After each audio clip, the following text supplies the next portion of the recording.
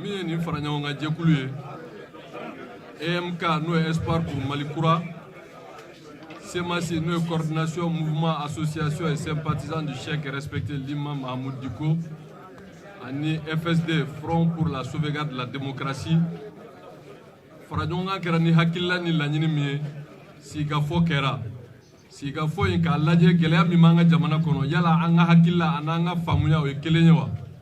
O sigikafɔ kɛra a nana sabati k'a fɔ an bɛɛ ka laɲini ani an ka hakilila ani ko in ye cogo a n'a baara kɛ cogo o bɛɛ ye kelen n'a fɔ tubabukan na identité de vie.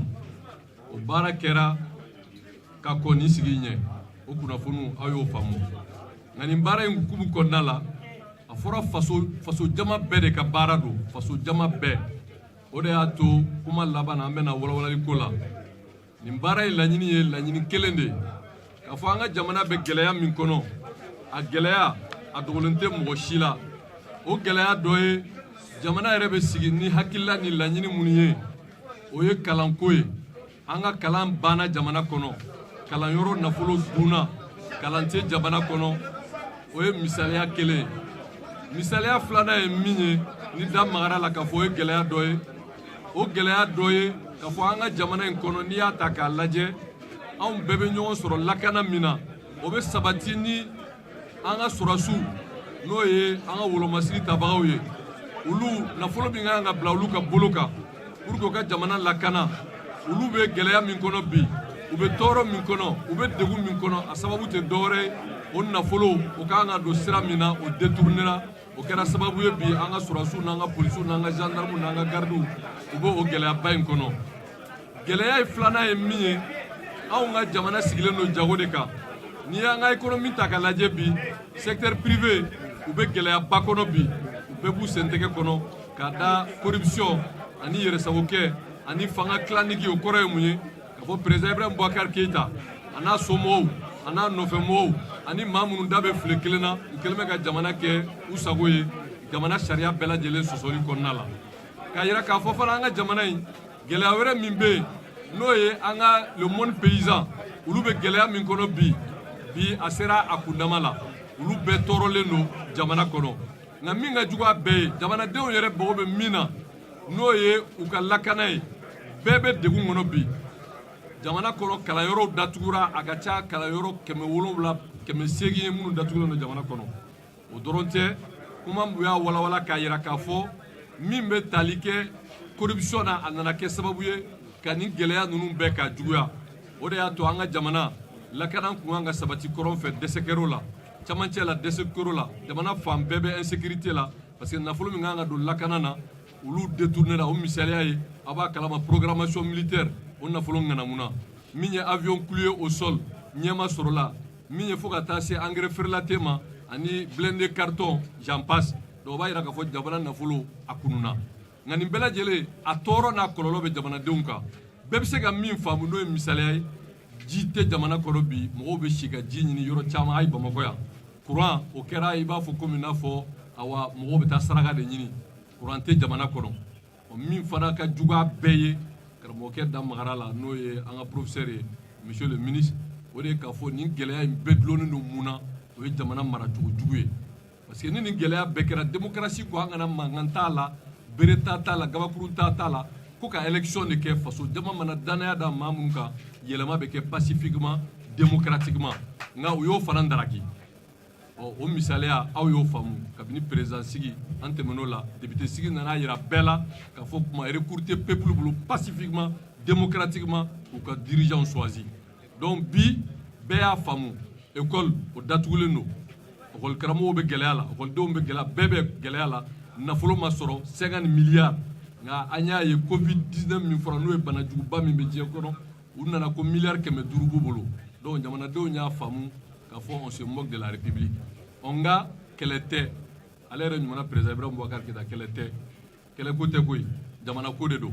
O tuma sira min bɛna ta an bɛna o sira ninnu walawala. Laɲini laban ye min ye bɛɛ bɛ wuli n'o ye. O sira fɔlɔ ye min ye komi a y'a faamu kuma kɔnɔ k'a fɔ min y'an ka souveraineté, jamana souveraineté o kɔrɔ an ka dugukolo y'an ta ye, an ka jamana mara kan ka boli a kan.